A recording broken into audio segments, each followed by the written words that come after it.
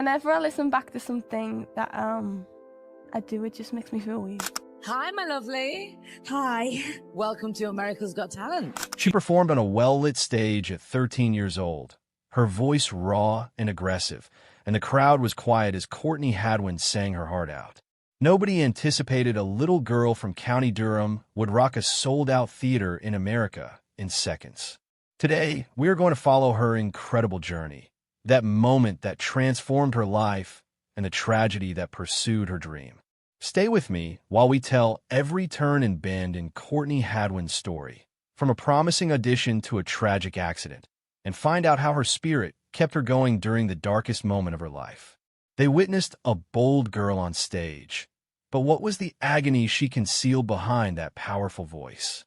Before fame turned everything upside down, who was Courtney Hadwin really behind closed doors? Little girl with big aspirations, Courtney Hadwin was born on May 6, 2004, in Heselden, County Durham, England, to Paul Hadwin and Anne-Marie Hadwin. Her parents are very industrious, and even when they had hectic days, they never failed to find time to assist in the development of her musical talent. Young Courtney initially listened to soul music when she was very young, and her mother used to play music from various settled artists. This assisted her in singing since she had demonstrated an interest in music at a very early age. She learned the ability to tap her foot to powerful rhythms and to hum to various melodies.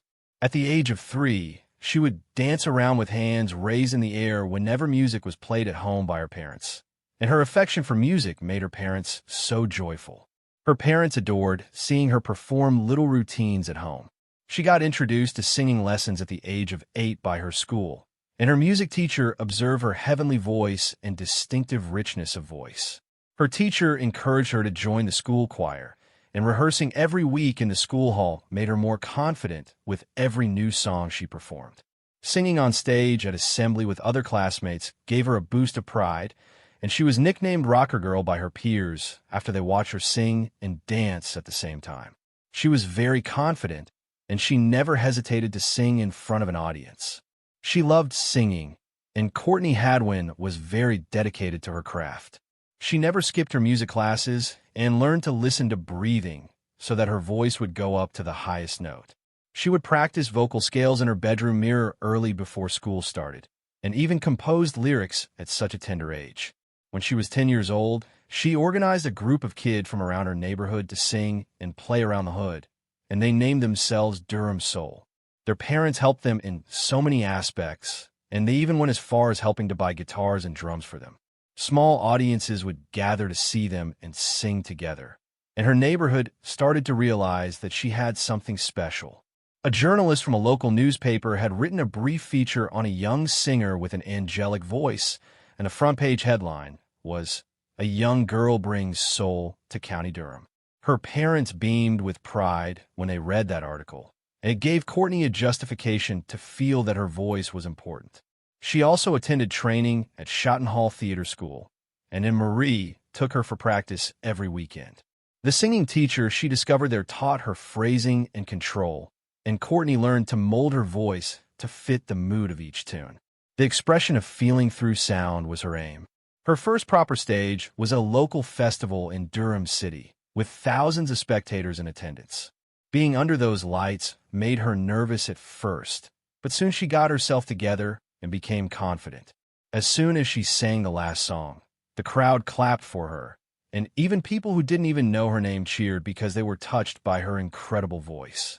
Her classmates and even neighborhood friends frequently invited her to sing during birthday celebrations and gatherings in their community, and performing for a small crowd of known people taught her how to express her emotions through song.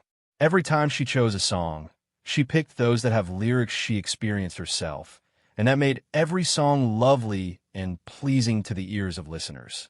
By the time she was 12, her aspirations had transcended her hometown. She saved the money her parents gave her because she wished to contribute and assist them in financing her airplane ticket. Her aspiration of sharing her talent on a wider platform became her dream, and she pinned down at night the accomplishments she would wish for. This kid was born with talent, and this distinguished her. I can sense it. Can you? Family and friend support made each step seem lighter, and her mom always instructed her to work hard, remain humble, and have an aim in life. Those words remained with her as she set off to travel far away from home, and dreaming of a greater world outside of Heselden was the beginning of her book.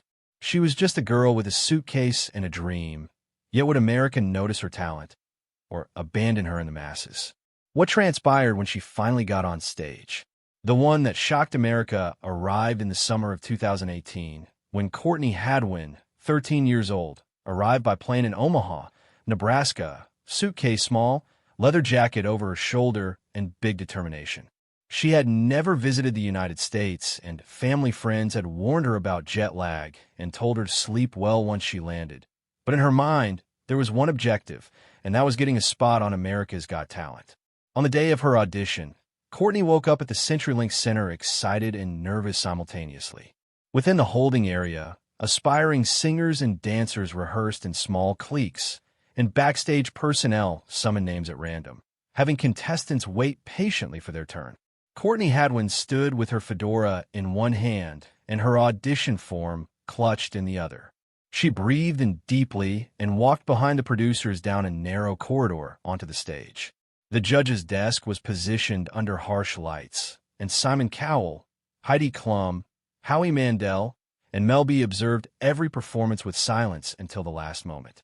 The audience was silent when Courtney crossed to the middle of the stage. She had on a small black leather jacket, a white top, and black jeans, and her hair cascaded in loose waves down her shoulders.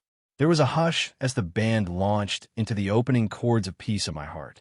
At first, her voice was a whisper, and she closed her eyes and let the beat pound in her chest. In an instant, her real power exploded, and her tone cracked with hunger and power. She stamped her foot to the beat of the music, dancing like a twice-her-age singer, and each note was gritted and felt. Simon sat forward, brow furrowed. Heidi sat straight, eyes wide open. Howie put his hand over his mouth, trying not to conceal the shock. Melby drummed her fingers against the table, anticipating more. As the last chord sounded, the theater erupted in applause. Judges rose and applauded her incredible performance. One special moment was when Simon struck his buzzer, casting a red light that glimmered onto the stage. Courtney's eyes flew open. She spotted Simon, smiling, and reached for her fedora. She looked over at the judges and then at her mother, who was crying tears of happiness backstage. A producer offered her a microphone for an interview. Her voice trembling, she answered, "I love to sing. It makes me feel free." Her response was so simple, yet it reached heartstrings. Her performance video went viral on social media that evening. At dawn, it had been viewed more than 10 million times on YouTube. Media from the New York Times to the BBC published stories labeling her the voice of a teen Janis Joplin. Their headlines were all about the strength and raw power of her performance. Papers in her hometown of Heselden featured her on the front page, writing about how she had invaded America. Producers asked Courtney to return the next day for a more intimate audition. In a glass room, cameras rolled as she reunited with contestants and judges alike. She sang an original song her vocal coach Laura wrote, entitled Heart and Soul. Her voice carried emotion through every part of the room, even without the full stage lights. Simon complimented her creativity for choosing a song that expressed her emotions. He told her, "You are not imitating anyone. You're yourself." That moment was pivotal. Judges made sure she would go straight on to the live performances. She exited the audition room with a gang of other performers, all embracing her and congratulating her. In interviews, Courtney complained of missing her family and friends, but also acknowledged a sense of belonging on the America's Got Talent stage. She had so many messages that night. She acquired new fans globally who complimented her on various social media outlets. Messages streamed in from as distant a place as Japan and Brazil, expressing appreciation for sharing her music. One commenter had written, "Your voice makes me feel alive." Another person wrote, "You remind me of my daughter." Courtney Hadwin was so happy that she could not keep tears from her eyes. She had seen her singing resonate with people she would never know. In the weeks that followed, videos of her audition kept getting millions of views. Talk shows invited her to make appearances. The Today Show offered to have her sing live on TV. She balanced school with a constant endeavor by taking online classes. She also had the help of her parents, who managed to balance for her. In all interviews, she kept her mind fixed on singing more than on fame. Her path, from her hometown choir in England to a standing ovation audition in the United States, demonstrated both her talent and her bravery. She was committed to her craft, and it was the best she could do. That audition became the day the world got to know Courtney Hadwin. Nothing was ever the same again. America's Got Talent had a new star, and Courtney Hadwin had her moment in the spotlight. Overnight sensation by the time live performances began, Courtney Hadwin was more than a contestant. She was a headline. Within hours of airing her audition online, people around the world fell in love with her. People posted her video on social media sites, tagging friends and members of the family. News websites featured stories with headlines, such as "Teen rock star from England steals the show." Her video had reached 10 million views on YouTube within less than a day. All of a sudden, this County Durham teenager was caught up in a maelstrom she had dreamed of but never imagined. She came to Los Angeles under a special chaperone provision. Schoolwork was more demanding. Her tutor assisted her with schoolwork since she was always on the move, and she required help so as to keep up with her grades. She also managed to find time to work on her next performance. Every day, she rose early to rehearse prior to breakfast. She loosened up her voice on various scales, extending her chest and shoulders to sustain each note. Her coach monitored intently and provided input regarding timing and breathing. Daily incremental improvements gave her confidence and made her more flawless in her art. Rehearsals were held in the America's Got Talent soundstage afternoons. Bright lights suspended over her head, and cameras traveled on rails to get all the angles.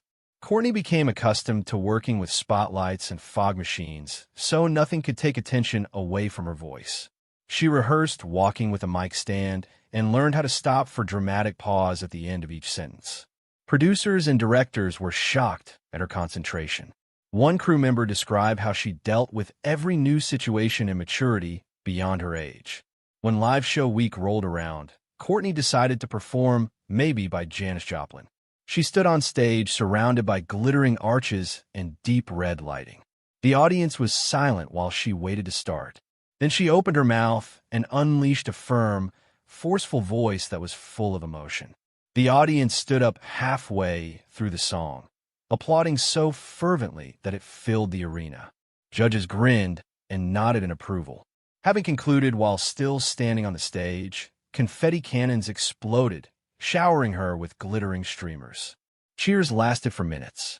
Her name appeared on charts, music blogs, and fan sites. In a span of 24 hours, her performances were among the most watched videos in the history of the talent show. Talk shows phoned her team. They arranged her initial spot on The Ellen DeGeneres Show. As she stepped on that stage, Ellen hugged her warmly. They both burst out laughing as Ellen attempted to sing a line with her raspy voice. Courtney told us she missed her dog at home and that she got emotional from hearing applause. Next, it was The Tonight Show starring Jimmy Fallon. Jimmy pulled a surprise on her with a live drumbeat behind her while she sang a classic blues tune. The crowd clapped along to the beat. Jimmy and his bandleader, Questlove, complimented her voice control and love for music after she sang. They teased about starting a band in collaboration. Courtney smiled and told her she would think about it after she completed schoolwork. Each appearance contributed to her growing popularity. Record labels offered studio time. Merchandise companies inquired about hoodies and T-shirts. But Courtney remained grounded. She recalled her mother's advice to sing to give joy, not for popularity. Following each interview, she phoned home to remain connected with her family. She saw messages from fans who were inspired through her music. She could write short passages like, "Today, I sang for millions. Tomorrow, I will sing with my heart because I loved it." From one audition clip to global fame, Courtney Hadwin's story became the tale of an overnight sensation. Despite that, beneath the overnight success was hours of rehearsal, a great deal of concentration, and the same dream she had as a little kid.